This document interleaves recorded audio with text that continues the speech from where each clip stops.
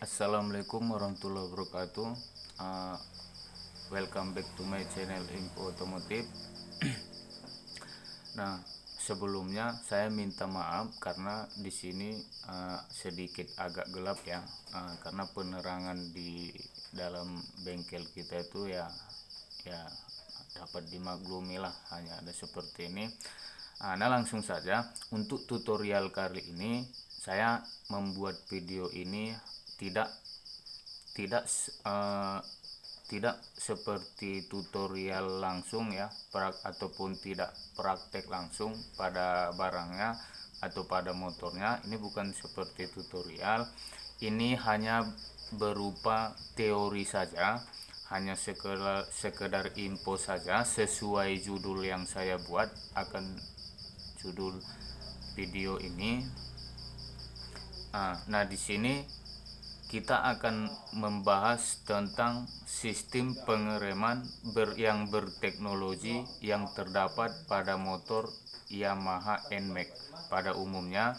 Nah, nah saya membuat video ini adalah untuk sekedar info, atau paling tidak sedikit banyaknya ngertilah berdasarkan teori, karena sedikit banyak channel-channel bengkel kita mempertanyakan atau mungkin masih ada yang membingungkan. Saya juga bukan ahlinya.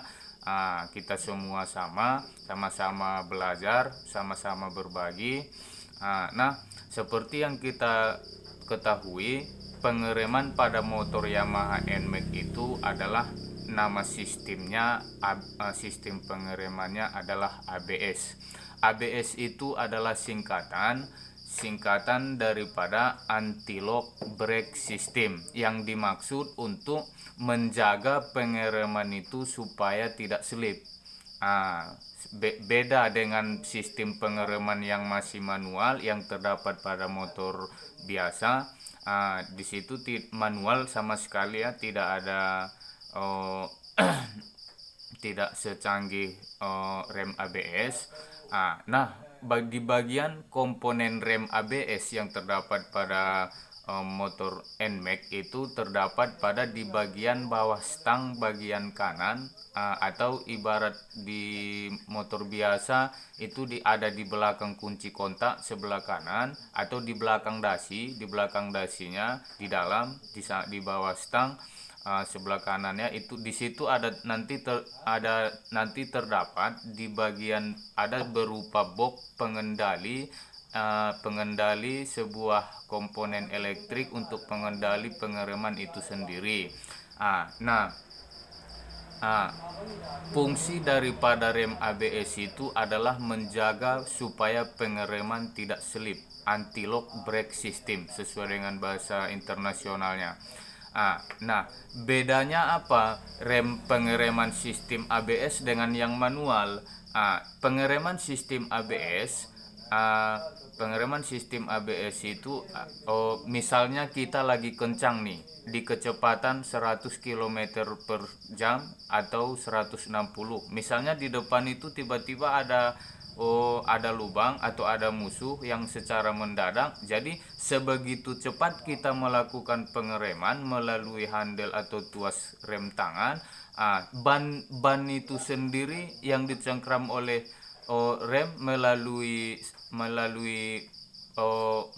pad tidak langsung, atau dispet tidak langsung, bannya tidak langsung slip, tapi dia tetap berputar dengan secara cepat perlahan. Nah, perbedaannya dengan yang manual, kalau rem ABS pada saat pengereman, sebab dia tidak mau slip, itu stangnya masih bisa kita arahkan sesuai ke yang kita inginkan ataupun ke tempat yang lebih aman. Tapi kalau yang manual, begitu kita rem, dia banyak kan slip. Mau itu kalau roda depan slip ya lebih berbahaya mungkin. Misalnya kalau yang manual, begitu kita rem bannya slip, sehingga stangnya itu atau setirnya kita arahkan ke tempat yang aman atau sesuai yang diinginkan, maka kendaraan itu tidak begitu mengikutinya. Bisa saja kita terjatuh atau terbalik atau malah motornya jungkir balik. Jadi bisa jadi tujuan pabrik menciptakan suatu argumen pada sistem ABS itu tujuannya adalah untuk mengurangi terjadinya kecelakaan. Karena kalau kita gambarkan seperti ini kira-kira kalau kita gambarkan seperti ini, tunggu sebentar.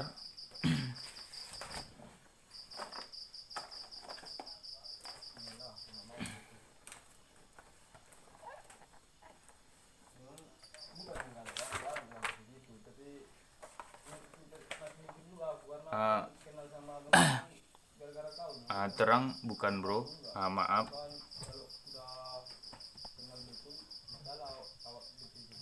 Mungkin bisa kita gambarkan seperti ini. Kalau misalnya tunggu sebentar ya bro. Ini kalau misalnya ini jalan,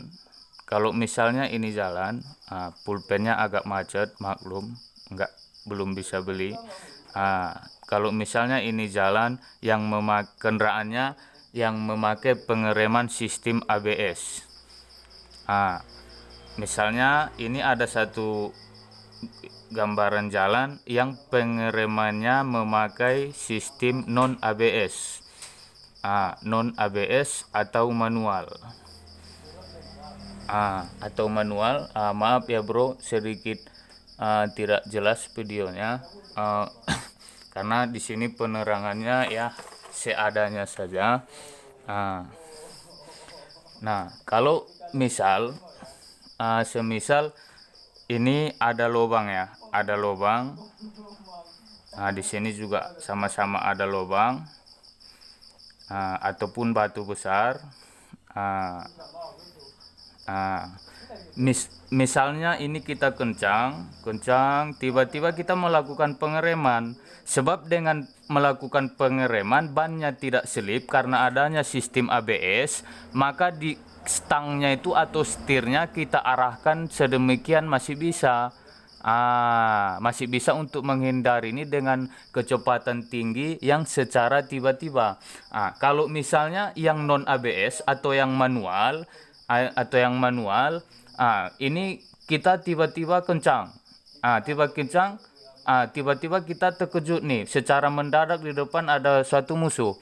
Maka ini di sini kita lakukan pengereman. Kalau bannya itu selip, maka stangnya itu ini bukan kemungkinan besar lagi ya. Kalau lagi kecepatan tinggi bukan kemungkinan besar lagi. Kalau stangnya itu mau kemanapun kita arahkan, ya dia tidak akan sebegitu mengikuti arah kendaraan, pasti akan melaju terus sehingga menabrak benda yang ada di depan kita ataupun benda yang mengganggu seperti benda lainnya, entah apalah itu yang terdapat. Kadang ya namanya kita di jalan ada banyak macam lah kita jumpai. Seperti ini kira-kira bro, sistem pengereman ABS atau non ABS, baik itu yang terdapat pada roda 4 ataupun roda 2. Begitu kira-kira. Kembali lagi kita ke teori.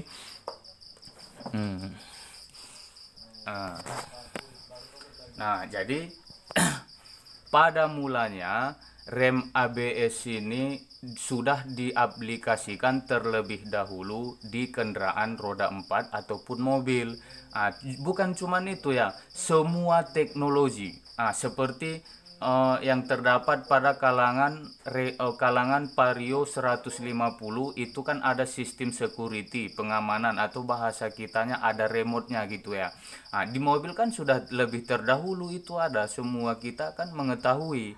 Jadi pada intinya semua teknologi yang diterapkan pada roda 2 pada mulanya itu sudah diterapkan pada mobil. Jadi yang di roda 2 ini tinggal mengikuti teknologi yang ada pada mobil itu sepanjang menahun, semakin tahun itu nantinya variannya itu semakin mendekati dengan mobil. Ini seperti yang sudah terjadi berhubung ini perkembangan zaman sesuai dengan yang kita ketahui, seperti ya rem ABS yang dulunya itu di mobil dahulunya di mobil, di motor belum ada, sekarang di motor pun sudah ada. Begitu sistem pengamanan juga, security atau remote-nya. Mungkin nanti seperti sistem audio, sistem video ya, mungkin ya nanti bisa bisa jadi ada di roda 2 juga. Itu bisa terjadi. Jadi intinya semua teknologi yang terdapat pada roda 2 itu sudah didahulukan pada roda 4. Sedemikian di roda 4, sistem ABS ini pada dahulunya itu di roda 4 pun tidak semua, tidak sembarang. Ini dulu masih tengok-tengok kelasnya juga ya, seperti Mercy, BMW ya, mobil-mobil yang berkelas lah istilahnya. Nah sekarang ini berhubung perkembangan zaman, maka di mobil-mobil yang menengah ke bawah pun sudah diaplikasikan juga. Jadi hanya sekilas info tentang pengereman sistem ABS dan sedikit teknologi lainnya yang dapat saya sampaikan melalui video ini. Maaf sekali lagi di sini di sini ruangannya agak gelap di dalam bengkel, soalnya kondisi malam, penerangan hanya ada seadanya, maklum. Juga maaf tidak tutorial langsung ya, hanya sekedar teori. Paling enggaknya sedikit banyaknya ya namanya informasi itu kan penting, apalagi kita orang teknik ya, itu sangat dipentingkan sekali karena yang mau kita hadapi itu adalah teknologi. Jika dipikir-pikir ya teknologi itu jauh sudah meninggalkan kita, maka itulah yang perlu harus kita kejar.